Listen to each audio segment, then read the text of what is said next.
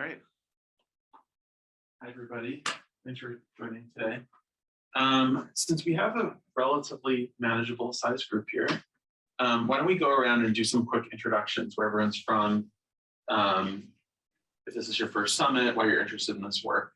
Do you guys want to start? Yeah, I'll go first. My name is Adric Bagdasarian. I'm a senior international affairs major at James Madison University. I'm coming with the JMU Civic Center. And we are here, I speak for us three, because this is personally my first year with the Civic Center. I've worked with voter outreach, and the director of the center told us to come here because this would be very valuable information for us moving forward with the Civic Center. All right.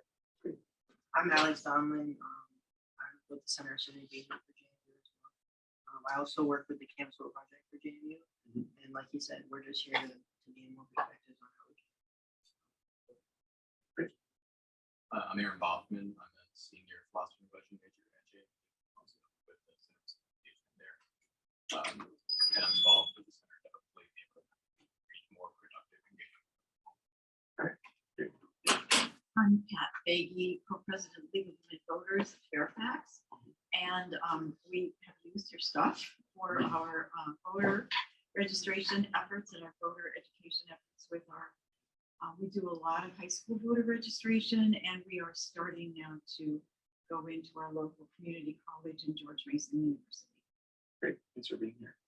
My name is Kristen Martinez. I'm the advocacy specialist at CASA. CASA is a nonprofit organization that we advocate for the Latino immigrant working class community with over 150 community members. Hi everyone, Ricky, I'm a deputy director with our elections. Jody Fissler, I'm the State Council of Higher Education for Virginia. Russ Wood at Southwest Virginia Community College. Mike Burns, who's a voting enthusiast. I also work with Campus. Very modest. Terry Irwin with the Virginia Interfaith Center for Public Policy. We do state level legislative advocacy. I'm our liaison to seminaries and to higher education. We're doing voter outreach for the first time this year in partnership with Faith in Action International. Great, and I think you've emailed with Prabhat, my colleague in our office. Yes, we love the Campus Boundary Project. Oh, I'll mention that later. But it's great to be with you all today. As I tell anyone who will hear, I'm an alum of the William and Mary School, or Virginia School, College of William and Mary, and interned at University of Richmond, have many friends from across the whole state. So it's always nice to be down here. So today we're going to be talking a little bit about NSLVE, our large voting study, and basically how you translate that data into campus impact. So, oh, one sec. There we go. So our office, if you haven't heard of it before, is the Institute for Democracy and Higher Education. We are located at the Tisch College of Civic Life at Tufts University, which is just a little bit north of Boston. And we study everything you might imagine at the intersection of democracy and higher ed. So the thing that we're most known for is voting, because of the voting study. But we have, it seems, countless other projects happening simultaneously as we're doing the voting work. But that's the thing that we send directly to campuses, and we work with you all directly on your data. So that's one of the things that people are most excited to chat about. But yeah, we can, if anyone's interested, we can talk about some of the other projects we have going on right now as well. Yeah. Adam, your slides are not showing in full screen on the Zoom, and they're not advancing. It's showing Oh.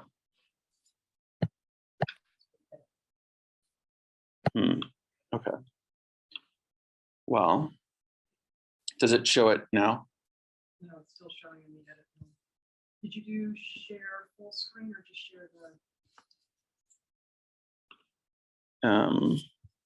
Let's see.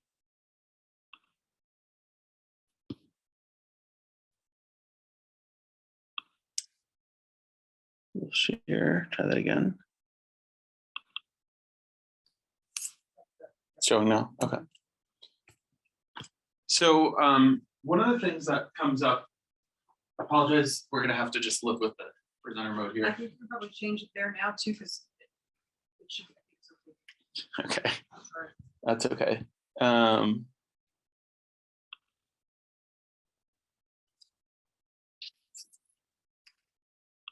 we go.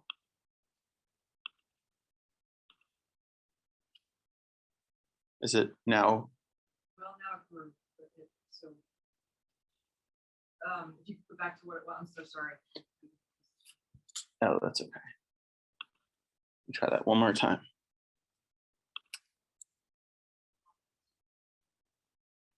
Okay.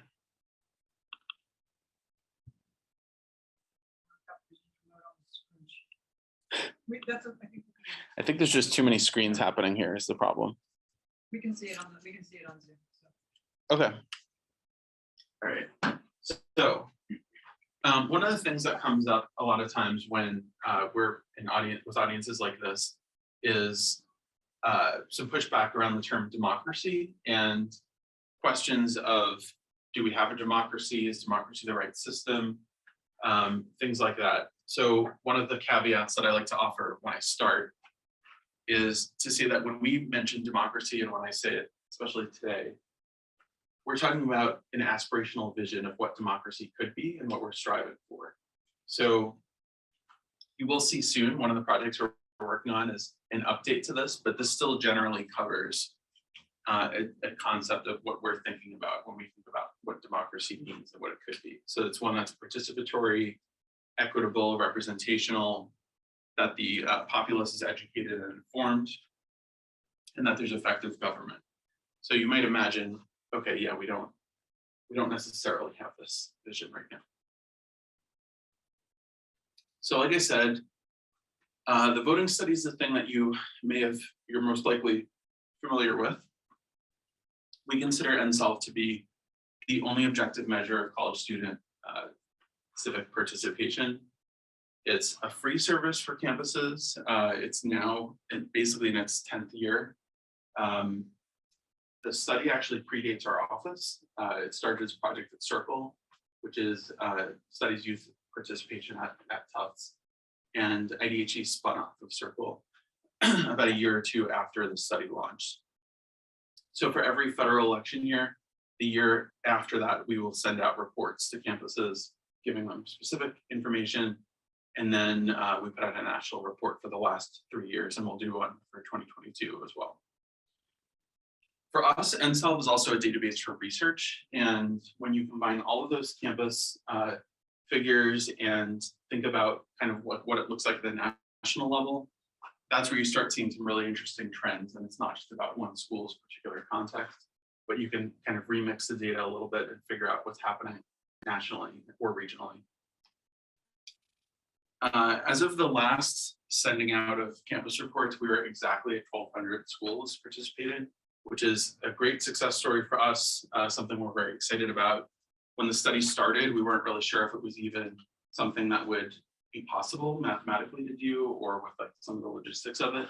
And in those early years, it grew to a couple hundred. There's some early adopters, including James Madison University.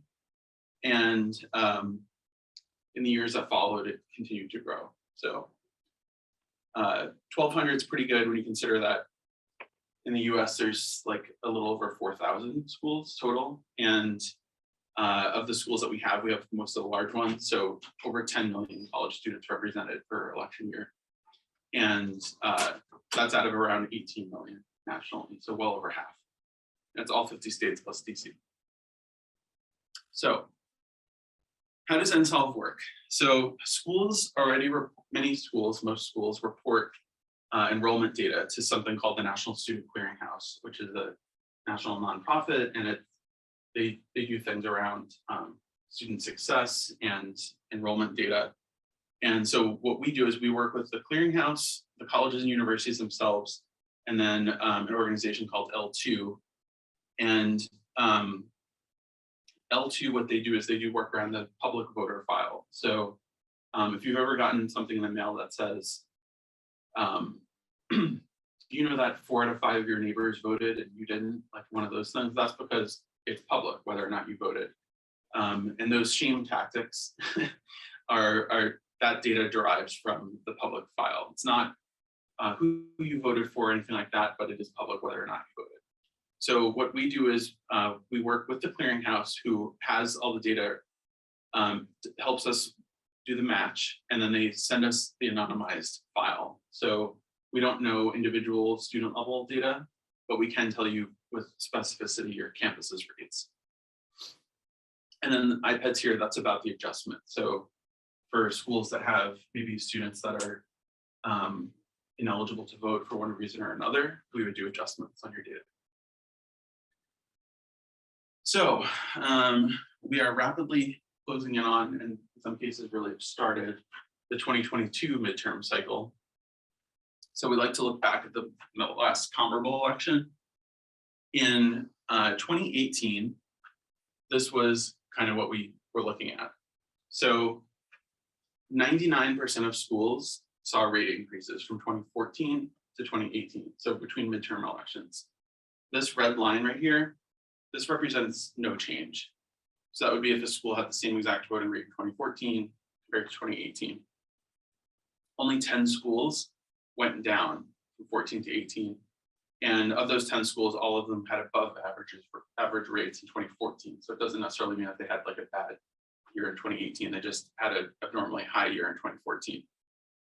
And these numbers down here represent how much they increased. So 18 to 21 means that a school's voting rate increased by 18 to 21 percentage points. So this was like borderline shocking to us once we crunched the numbers of how much it increased. We felt the momentum in 2018 and the shock that sort of happened across the country in the 2016 election, whether or not people supported Trump or Clinton or anyone else that was running that year, it sort of was a waking up moment for a lot of people.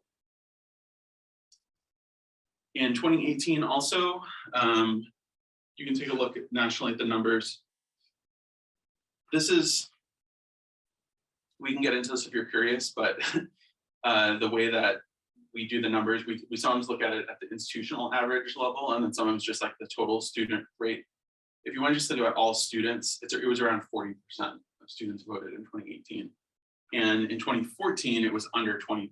So it basically doubled from 14 to 18. In 2020, it was more of the same, but as you might imagine, in a presidential year, the rates are just higher generally. So in 2016, it was about 52% for all students, and it went to 2 out of 3 students, 66% in 2020. The registration rate went up 7 points as well, from 76% to 83%.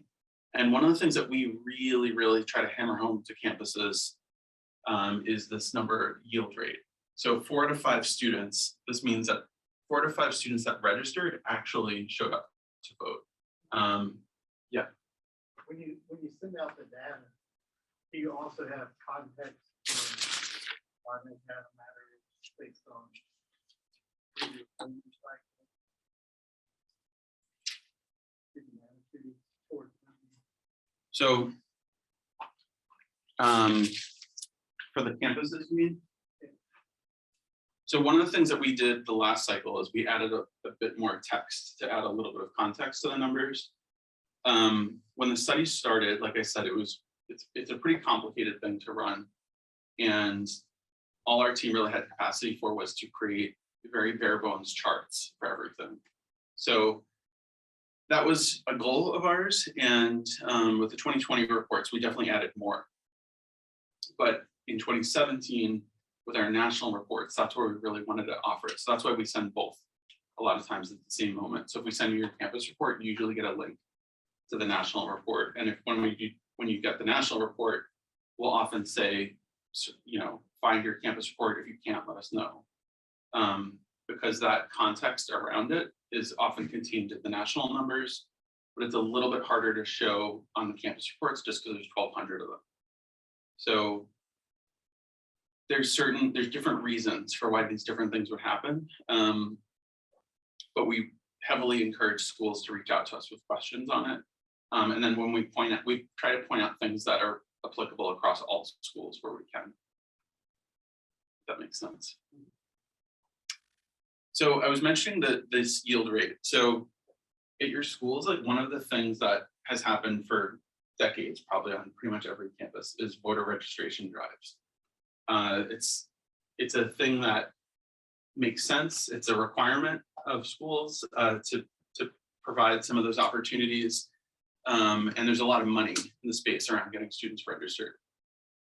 But one of the things that we felt schools were dropping the ball on a little bit, and something that we'd see in particular states.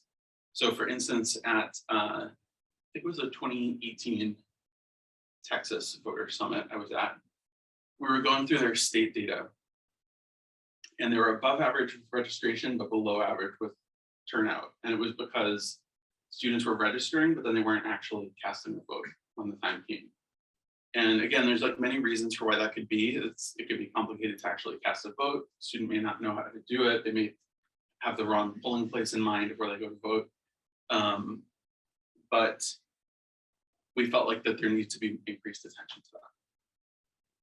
So this was all good news in 2016. I always say to people, we have in our office like a big whiteboard, and every year going into an election, we make guesses as to what the voting rate will be, and this exceeded everybody's expectations. I think around 60 or 61% was about the highest we thought it would be 2016.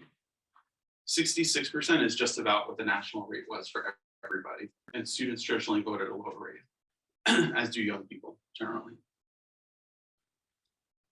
So I showed you this chart earlier. So this was 2018. So you see how much increased, and this was kind of the 0 point. In 2020, the 0 point would be right here, the line for that. So everything this way was a rate increase from 2016 to 2020.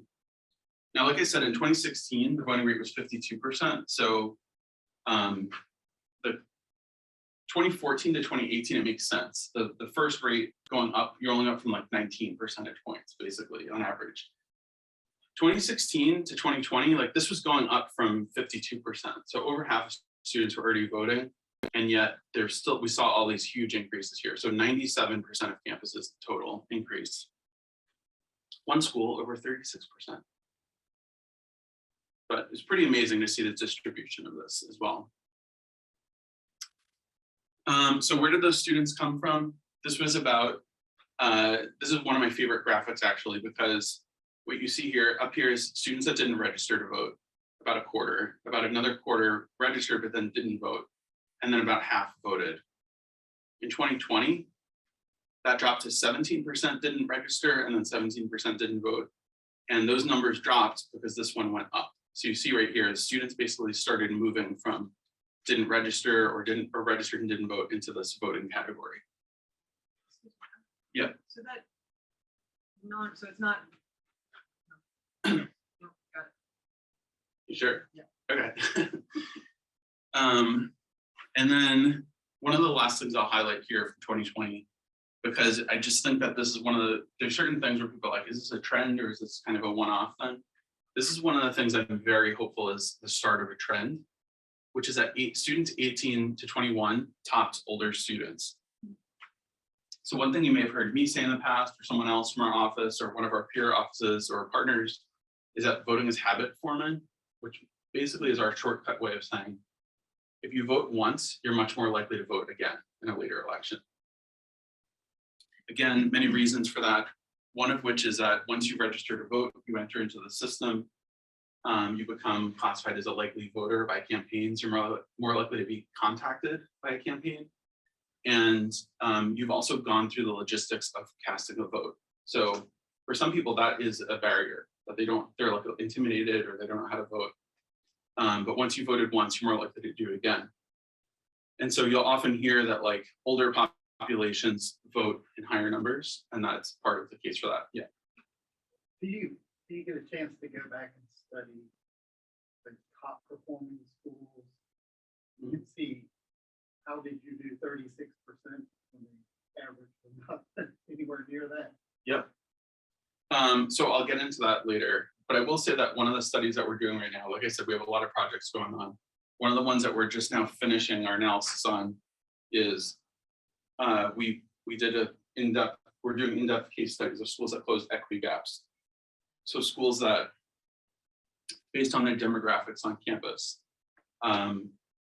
you would expect like different student populations to vote at lower rates than others, and they actually close those. So we're working on, well, what is it that those schools are doing? What's in the campus climate around that like the sort of community works across lines. So as you see here, this change column is really important. So for those students that are 30 plus, the rate increased, but it only increased by 4%. And then as you start looking upwards, this is where you see what happened. It's that those students 18, 19, 20, the increases were in the high teens, 18%, they went up 16%. And the reason this is important is that, like I said, once you vote once, you're more likely to do it again. So you may be getting more lifelong voters right here and many more opportunities for them to vote. The youngest students are also our most diverse cohort of students in this country's history. And in theory, this could lead to a much more representative government. Any questions on this one? Good question. I think I figured it out. Okay. You study why they drop for age. Why the increase dropped? Yeah. So they all increased. They just increased less, and they were increasing off of a higher baseline number for the most part. But part of what we think happened here is that there are programs aimed at first year orientation, kind of first time on campus, and so some of these concerted efforts that are happening are targeting students that are setting foot on campus for the first time, and that's where you do have a lot of the youngest students. So if you've gotten a report from us lately, this is what it looks like on the cover. It's our pop art version of someone casting a ballot. A couple of things I want to point out. If you haven't read your Campus Unsolved report, I definitely encourage you to kind of pause and like sit for a while with it, because there's a lot of good data in there. And this is what I mean about it. We've added like a lot of text, like explaining the different things in here. When you go through your report, in here you'll have actual numbers listed. These little wedges to the side are the national benchmarks. So you can see if your school is above or below or about at what the national rates are. We give you your registration rate, the voting rate overall of the registered students, and then the total voting rate. This middle one is the yield rate that I referenced before. We also give you raw numbers. So in these columns on your campus's sheet, you'll see like the actual numbers that we use to come up with the percentages so that you can check it against your own campus data. For some schools, you can see sometimes usually very small discrepancies, and that's because the registrar is one office that tracks some of these things, and then you have reporting to the National Student Clearinghouse. There's like various offices that work on these things, and then because of that, sometimes they need to kind of work out the numbers a little bit themselves. So one thing that I just want to make sure that everyone takes away when you're thinking about how does this data make a difference on campus is to not just get stuck on this page, which is your top line numbers. Sometimes this is sort of the flashy thing. You'll say, you open it up, you're really excited, like how did we do? Like what was our overall rate? It's not just about the overall rate. And for some schools, they may open it and be disappointed, and it's not as high as they wanted. But then when you dig through, you see that they actually were kind of a success story, or vice versa. And the reason I say that is because on the subsequent pages of the Campus Unsolved report is where you'll find things like data by race and ethnicity, by age, by area of study, by sex. And we disaggregate the data so you can really dig in and see it's not just like how many people voted, but who voted, and then who's kind of being left behind. Yep. Just a question. How do Sure. you get the information on the area of study? Good question. So part of the data that's reported to the National Student Clearinghouse is in categories. And we could actually produce a slightly more robust NSLVE report, but one of the things that we prioritize is area of study so that people can see for like targeting efforts of like which classrooms to reach out to, which students by major are doing it. That's a really challenging process though, because the same major, essentially the same major at one school may be called something completely different than another school. So it's thousands and thousands of majors that exist in this country.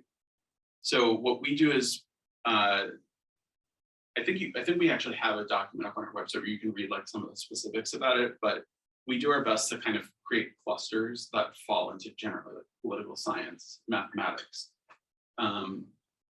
But yeah, sometimes like there's decisions where we're like debating whether or not some like leisure studies, I remember was one where we're like, does this fall in this category or this one?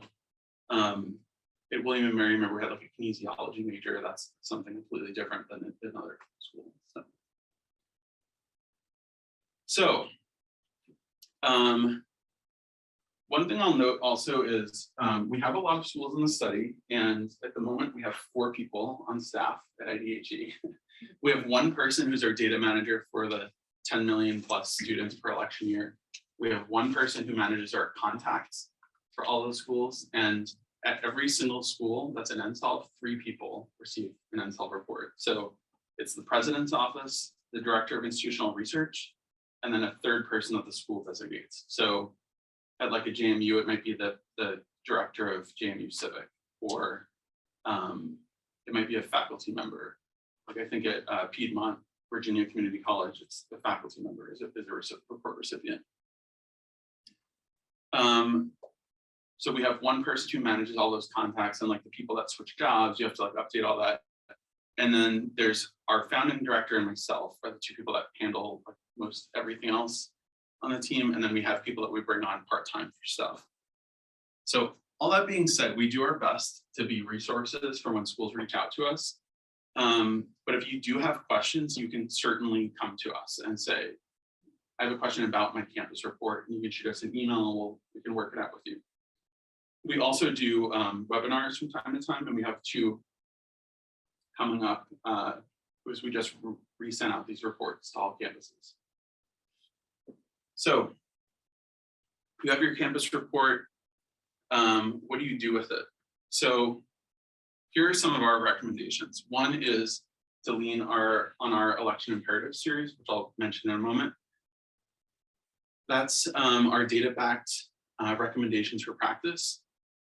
2, make sure that institutional leaders read and discuss their reports to catalyze action. So if you are a student leader and you're like, I cannot get our college president to pay attention, at some schools that's not a problem. At some schools, the president will lead orientation and talk about NSLVE data on campus, which we love to hear stories like that.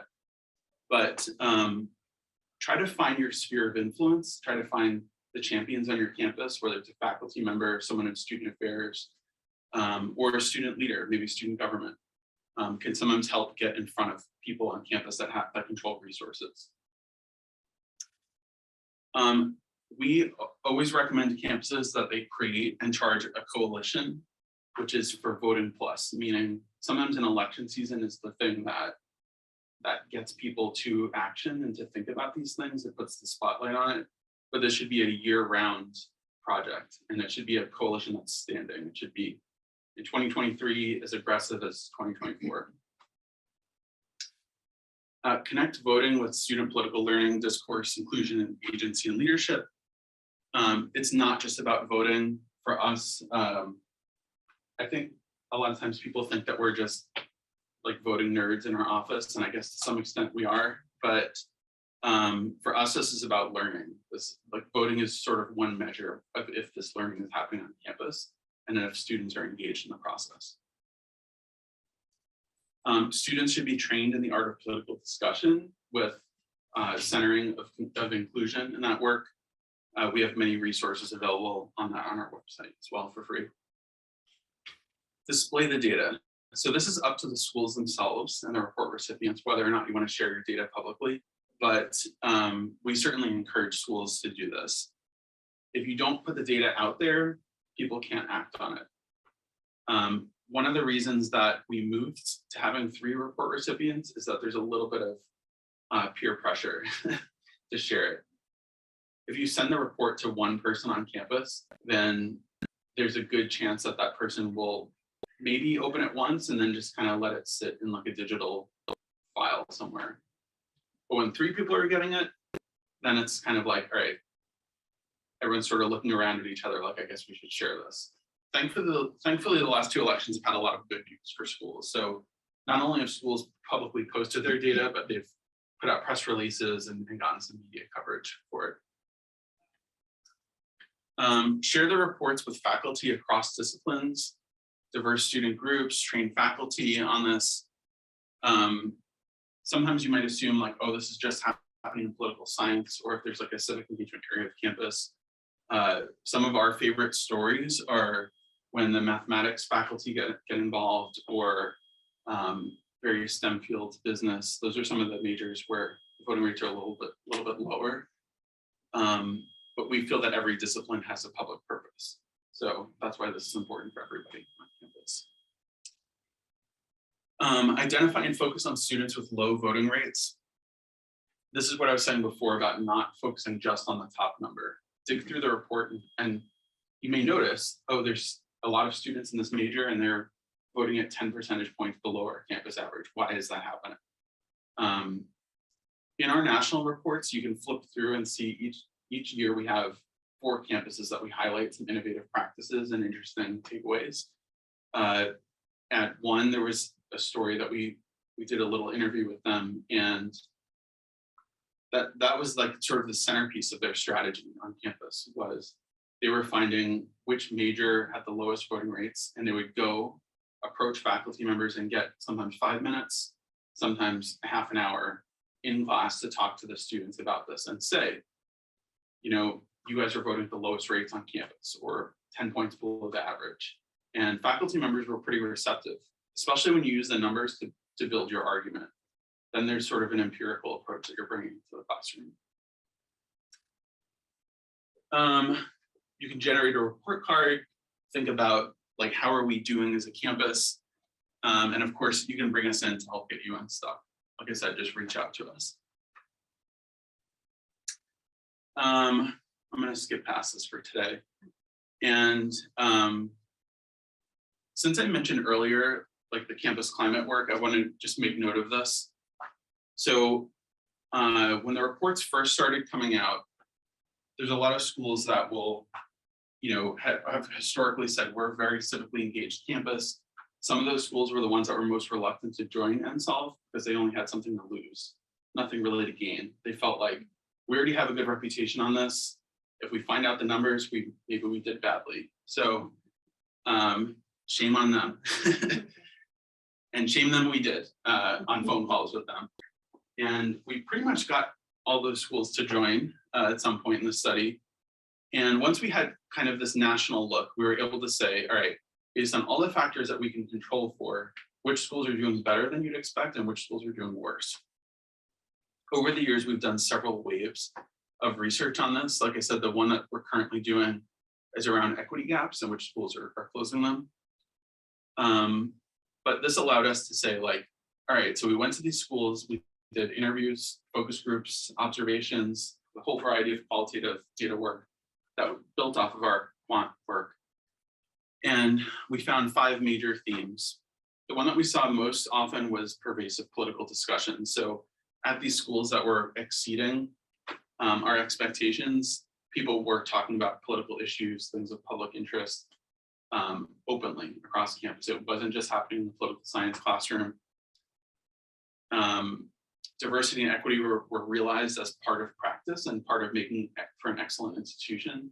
That having a variety of perspectives and things like that were what made the school excellent. It wasn't just kind of words that they were putting out into the world or, you know, checking off boxes. Yeah.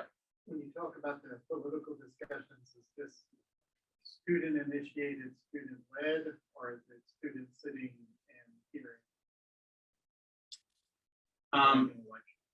Well, we very much mean pervasive. So this was happening in co-curricular spaces like residence halls. We heard from students that would say, this is who we are. Like I talk with my roommate about these issues. Like we all are in touch with what's happening in the world. And then there were also intentional opportunities that the school had set up. So dialogues around incidents on campus, near campus, nationally, globally. And it was just kind of part of what you expected day to day on the campus. But yeah, certainly students were part of it as well. Social cohesion and shared responsibility. This is kind of our fancy way of saying that students had a voice and felt that they were responsible just as much as the university leaders around the success of the school for themselves and for their peers, and then for the school's reputation.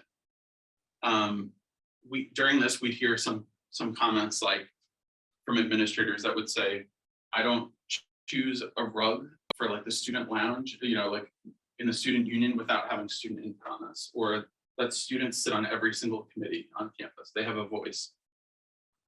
And then from the student side, we'd hear students saying, I feel like people care for me here.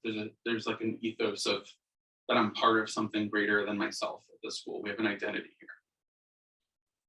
Student activism and leadership. I used to work in student activities, and I can say that I've seen it live and in action that university administrators can throw bureaucracy at student activists to slow them down and wait them out until they graduate. But a lot of schools that we saw that were exceeding their voting rates, this was seen as educationally important. That activism was part of the learning process. And even during those difficult moments, sometimes where students turn their activism at the institution itself, it was seen as this is part of our job. This is not something we're going to manage away. And lastly, one thing that I would imagine most of you have seen on campus, this idea of creating a buzz around elections. So this theme, I would say, largely derived from pre-2016, or like the lead up to 2016, in that it was largely like in person, and that there was an excitement and a little bit of a thrill around the lead up to an election. I think the tension has risen in this country to the point where like we might classify this a little bit differently at this point, but I would say maybe a buzz still is the word. Yeah. Have you seen success where students are registered, but then the follow-up is, what's it like to walk in and vote on this day? What does it look like to hit the, to see what's on the digital screen and to be prepared for it? Are there campuses that are doing like a video or a flyer? Yeah, so there's several resources I would point you to on this, starting with the Campus Vote Project. But if you look also at Voter Education Week and some of the efforts that have grown the last several years, there are some national organizations and champions around that. But one of the things that we saw specifically on campus is that they would bring in voting machines or vote, whatever the mechanism is. Like locally for me, it's a piece of paper that you fill out with a marker and put it through a feeder. But at some places, it's literally like you pull a lever. Sometimes it's digital. But at schools, it's the thing we always tell them is don't assume that students know how to vote. Now, in Charlottesville, Virginia, voting may look one way for students that decide to vote in state and on campus, but a student could be at UVA and from Minnesota and vote in a different way there. So that's where especially like those national resources come in. Mike, is there anything you would add for that area? Yeah, I would say I think we've seen kind of local community college kind of Ohio, like does a very intentional program called the Vote Experience. They literally like set it up almost like an art display, and they like put a couch and a table out, but then they had like the absentee ballot materials, but then they also had like a voting machine, booths, folks can go through and try and experience that. Because I think we have heard it anecdotally a lot. Sometimes they're nervous to go and vote the first time because they don't know what to be like, and they don't want to like, they don't want to look foolish, they don't understand how the process goes, or someone asks the process. And then also I would say don't forget about like down ballot is the other part of it too. Lots of times there are students that they feel like they don't know enough about all of the candidates, so then they don't really shouldn't show up to vote. It's on the ballot they're not prepared for. Does it help them if they're doing the absentee where it's in front of them? However many days they want it to be in front of them until that they can actually study those issues? Yeah, I think one of the big things that we've seen a lot of people asking for more now than I think we used to for a while, but also just because I think polarization's gotten so bad again too, is even just like non-partisan like ballot guides so that folks can understand what's on the ballot and like what all those offices do, because there's so much more on the ballot generally, especially now that we're not stuff can be overwhelming. I found that if you see so that they actually voted like real meaningful elections again for the first time in 10 years. I had to look like 40 people up on my primary ballot. It's like I'm also new to Maryland, so I don't know any of those people or even a lot of those offices. It was all new. So it was a good reminder for me. That's a crucial resource. Luckily the legal women voters in Maryland mailed me a whole newspaper full of information about all my candidates, and I sat down every night for a couple of days before the primary. And like, honestly, this is, so many of these issues intersect. And this is where I think about like civic deserts and like where there's not really a presence of local journalism.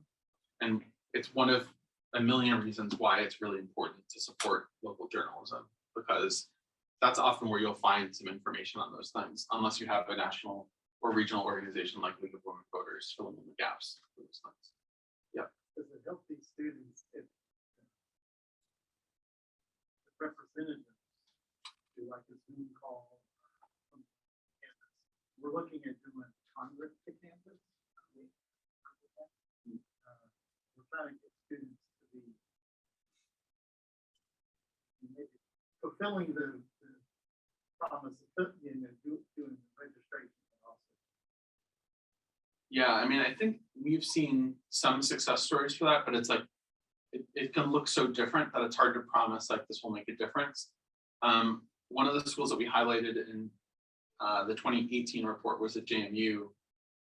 They had candidates go from residence hall to residence hall in like a van, and they were doing like little mini debates across campus, and we thought that was pretty cool. And students were attending, but it was very much like meet students where they are philosophy, very like student affairs driven.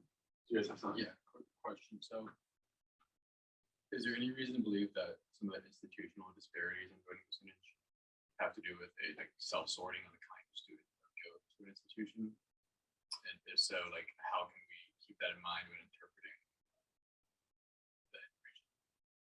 Yeah, so that's one of the reasons that we do try to disaggregate by institution type, by locality. So in the national report, you can look and see like schools that are in a city versus rural versus suburban. You can look and see 2-year institutions that are public versus 4-year public versus 4-year privates.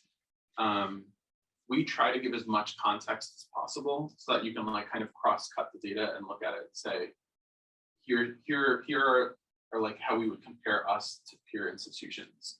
And we show you like kind of where you fall in comparison to those groups.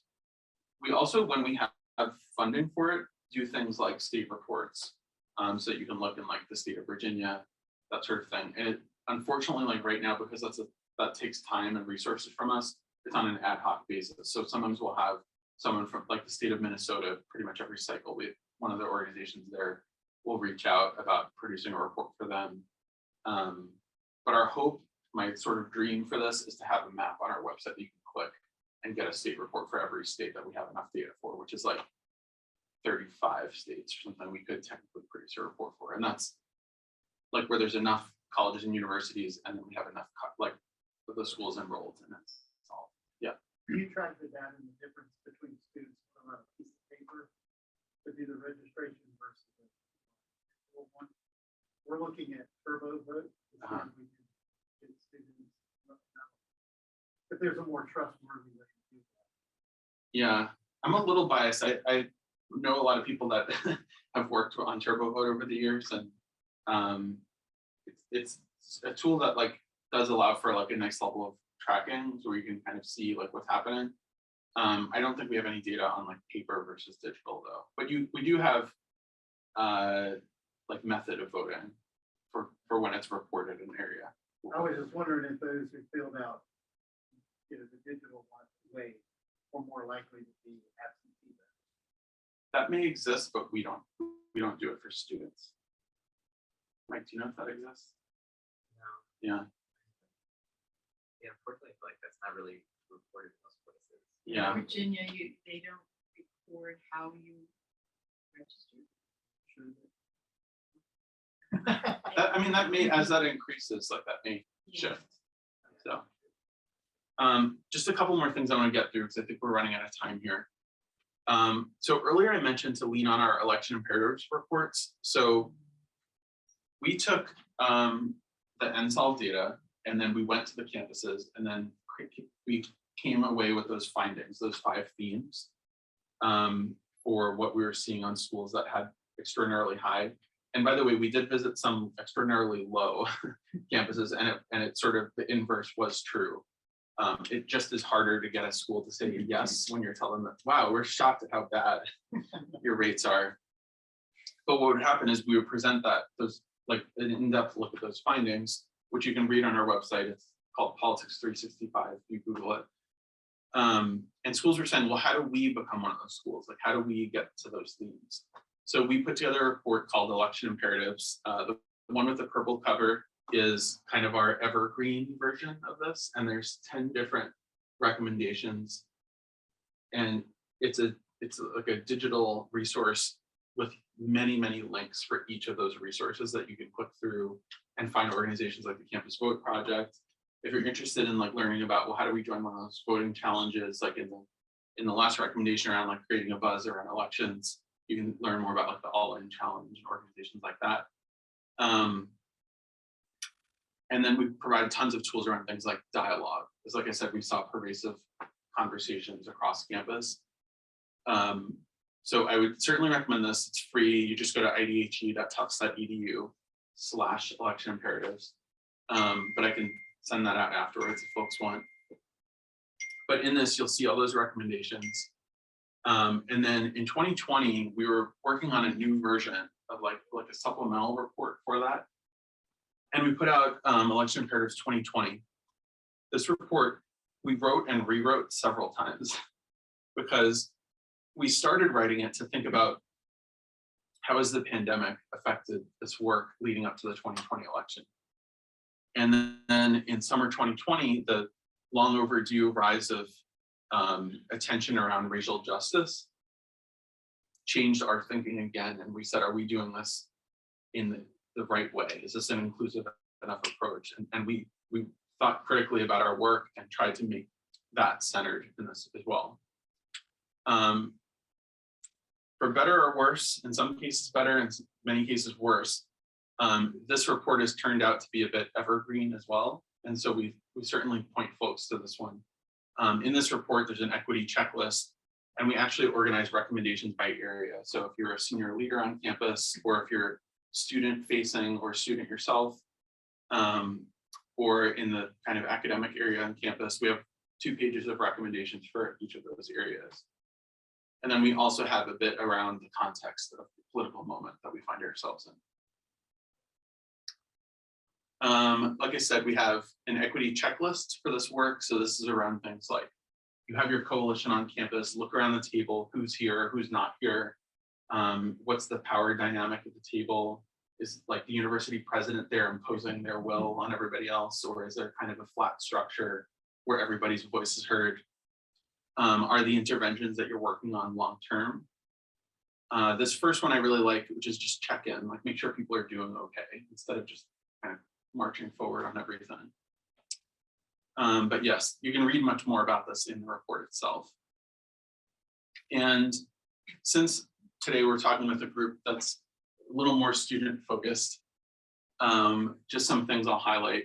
Make sure you're working with faculty, lean on technology. Like this is sort of, it sounds like duh, Adam, but the first thing people do often is like they'll Google like the school name and then the thing they're looking for. They're not going to like go to the front page of the website and like click through 100 times to something. So make sure that the people leading these efforts are digitally savvy, I guess is the nice way to say it, because not everybody does do things that way. And often your social media platforms are the most important ones that you'll have for things like this. Not saying you have to like,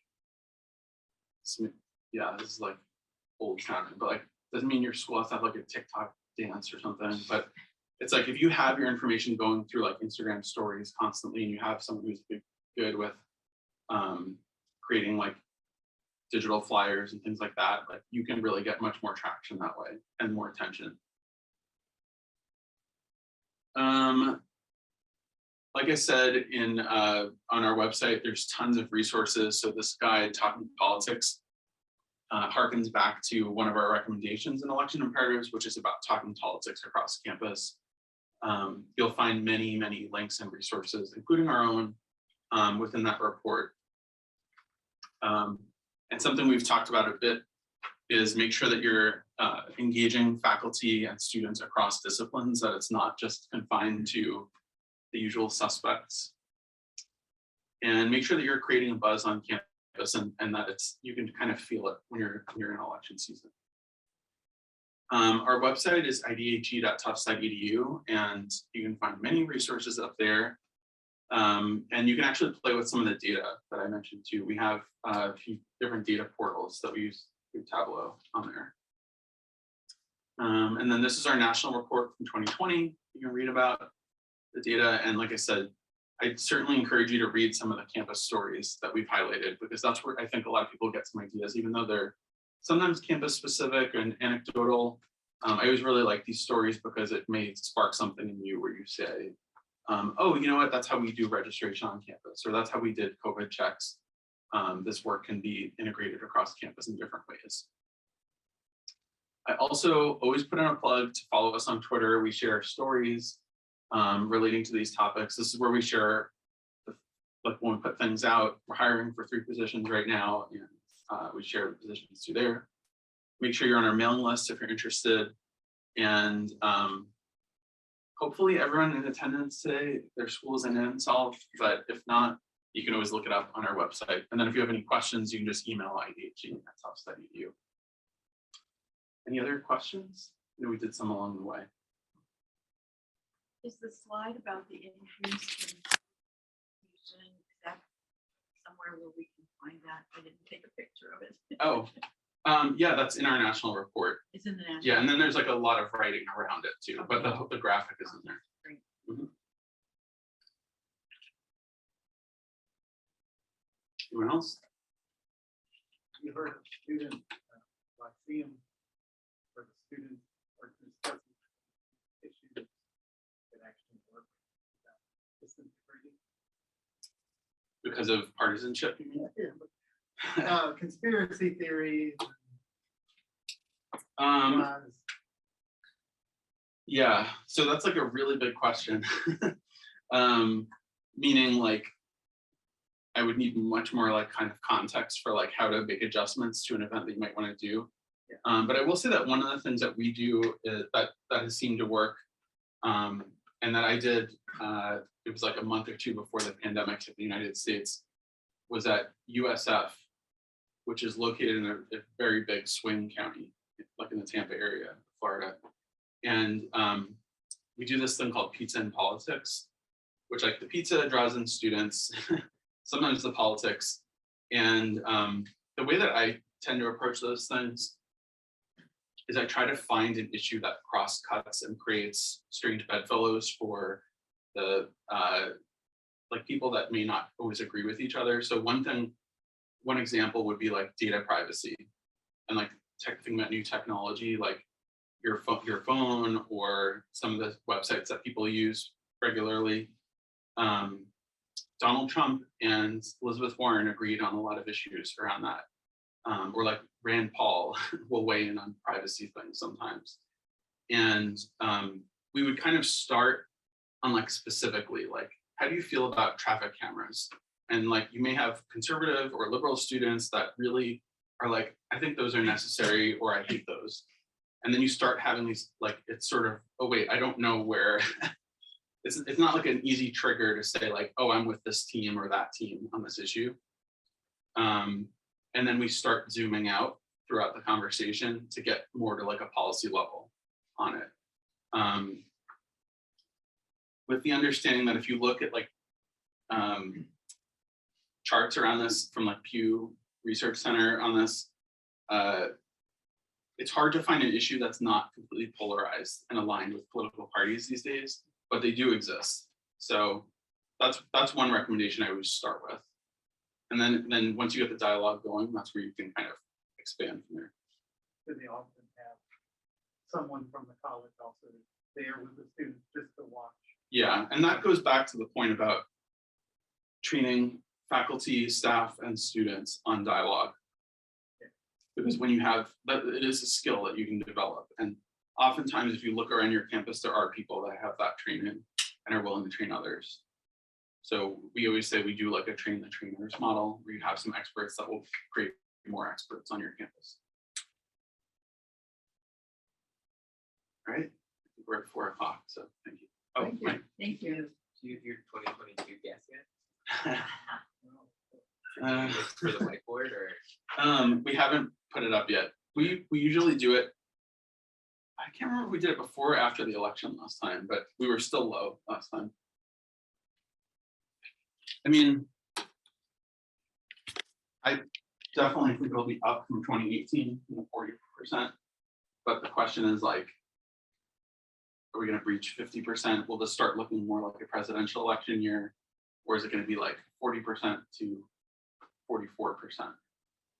I'm pretty optimistic this cycle, because I think one of the things that happened during the Trump administration is it was sort of a 4-year civics lesson for people, where you know, Jay Leno was out there in the 2000s and like people would not know who the vice president was.